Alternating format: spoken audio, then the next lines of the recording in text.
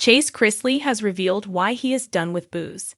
This was a hard decision for him to make. However, he had to do it for the well-being of himself and his close relationships with him. Chase has dove deep and let everyone know why he had to get sober and how that inspired him to make his new non-alcoholic seltzer. There is a lot to unfold and uncover when it comes to this. Keep reading to find out more about this situation. Chase Chrisley was arrested a few months ago. He was arrested for assault and battery. He supposedly got into it with a manager at a bar he was at. The cops picked him up after he had already left the bar. This was embarrassing for him and not what he wanted to portray himself as whatsoever. Soon after this, he announced that he was sober. However, a lot led him to make his new non-alcoholic seltzer that he is getting ready to release. Fans are glad that he is doing this for himself. However, he is also doing it for the people around him. Chase Chrisley has revealed why he is done with booze. Fans do not blame him. However, it was a big step for him to recognize this. People understand where Chase is coming from. However, fans are excited to try his new drink, Gold Drop. It seems as though Chase and alcohol do not agree with each other. He had to give it up because it was not good for him or his relationships. Fans are proud of Chrisley for making this decision, as some know it is not an easy one to make. However, fans are also loving the seltzer and cannot wait to try it, as some are living a sober lifestyle as well. What do you think about this? Are you proud of Chase for being sober? Sound off in the comments below. We would love to hear your thoughts on this situation. As the youngest son of Todd and Julie Chrisley, Chase grew up in the glaring spotlight of reality TV. Every misstep magnified, every party chronicled. On Chrisley Knows Best, fans watched him grow from a mischievous teen into a charismatic adult, always armed with a cheeky grin, a designer watch, and a glass of something strong in hand. But what the cameras didn't always capture was the mounting toll that lifestyle was taking on his health, relationships, and identity. Now 28 and uncharacteristically reflective, Chase is putting his old life behind him. And that means cutting ties with the one thing he once thought he couldn't live without: booze. The change didn't happen overnight. In fact, it took a series of quiet breakdowns and uncomfortable confrontations to get him to where he is now. Completely sober, clear-headed, and surprisingly calm in a world that once demanded he be anything but. The turning point came not with a scandal, but with silence. It was just after midnight on a Sunday in March. Chase was alone in a rented cabin in the Georgia mountains. No cameras, no friends, no girlfriend, no music, just him and a barely touched bottle of bourbon sitting on the table. He brought it out of habit, poured a glass, stared at it for an hour, and then he poured it down the sink.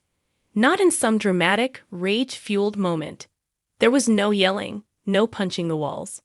Just a quiet realization that the person he was becoming when he drank, apathetic, anxious, unfocused, wasn't the person he wanted to be anymore.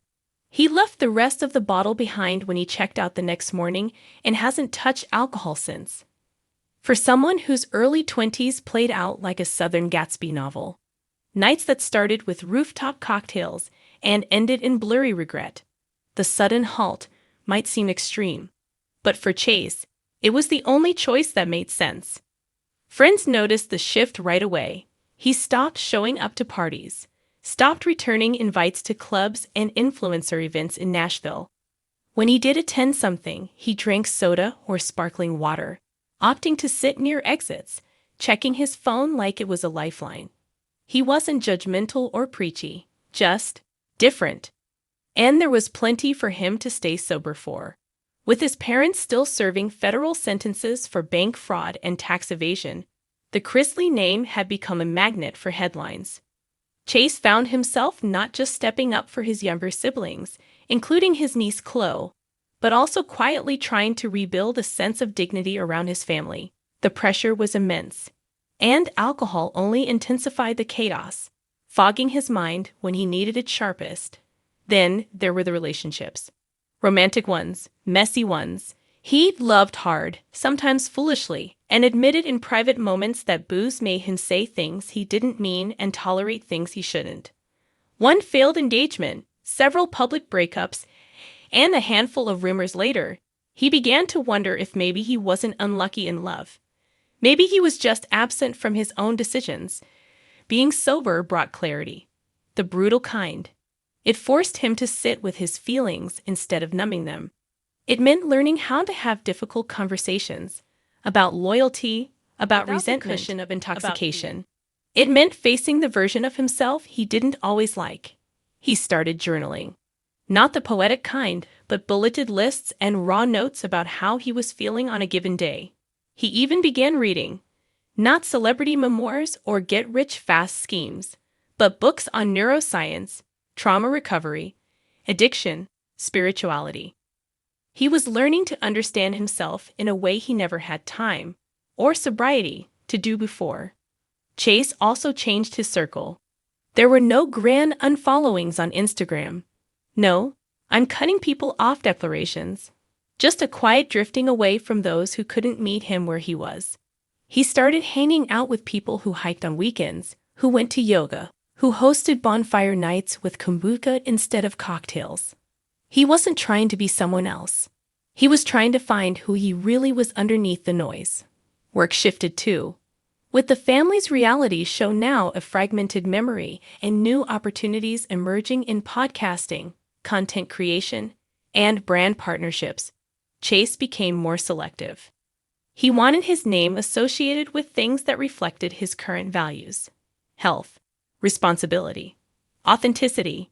He declined offers to promote liquor brands, ones that would have paid well, and instead signed on with wellness startups and mental health initiatives.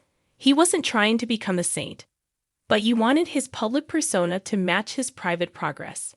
Privately, he still battled cravings, especially during hard weeks, anniversaries of painful moments, court rulings, tabloid gossip about his family. But he learned to cope. He leaned into breathwork, took cold showers when anxiety spiked, went on long drives listening to audio devotionals. He started each morning with gratitude and ended each day reflecting on how far he'd come. The rituals replaced the recklessness. One of the biggest wins, he said to a friend, was learning to sit through discomfort without trying to escape it. Sobriety didn't make life easier. It just made it real. And real, he decided, was worth it. Now, when people ask him why he doesn't drink, he doesn't dodge the question or offer vague answers. He just says he's done with it. Not in the sense of banning it from existence, but in the sense that it no longer fits the life he's creating. There's a calmness in him now, a quiet fire. He's still Chase Chrisley, funny, charming, stylish. But there's a depth in his eyes that wasn't there a year ago. He still likes a good time, but his definition of fun has changed. These days, it's long talks with friends on back porches, not blurred nights at rooftop bars. He says he's not trying to preach or convert. He knows everyone walks their own path, but he does hope that by being open about his own, someone else might feel less alone. He's also honest about the fact that sobriety doesn't solve everything. There are still family complications, legal setbacks, emotional scars, but he shows up for them now. Fully present, fully accountable. Looking ahead, Chase is exploring projects that allow him to speak openly about mental health, addiction, and healing, not as an expert, but as someone still walking the road. He's even considering launching a podcast focused on men and emotional growth, where sobriety would be a recurring theme, not the headline, but a thread woven through the bigger tapestry of learning to be better. He admits it's hard to imagine how he used to function the way he did. The all-nighters, the hangovers, the impulsive decisions, but he also tries not to judge his younger self too harshly. He was doing the best he could with the tools he had. Now, he's just got better tools. At a recent family gathering, one of the few where cameras weren't allowed, Chase stood quietly at the edge of the yard, watching the younger kids chase fireflies. He wasn't drinking, just holding a cup of sweet tea, a calm smile on his face. Someone asked him if he missed the old days, He shook his head, thoughtful. Not really, he said. He doesn't need a buzz to feel alive anymore. He doesn't need a drink to feel confident, or to connect, or to cope. He's learning to live wide awake.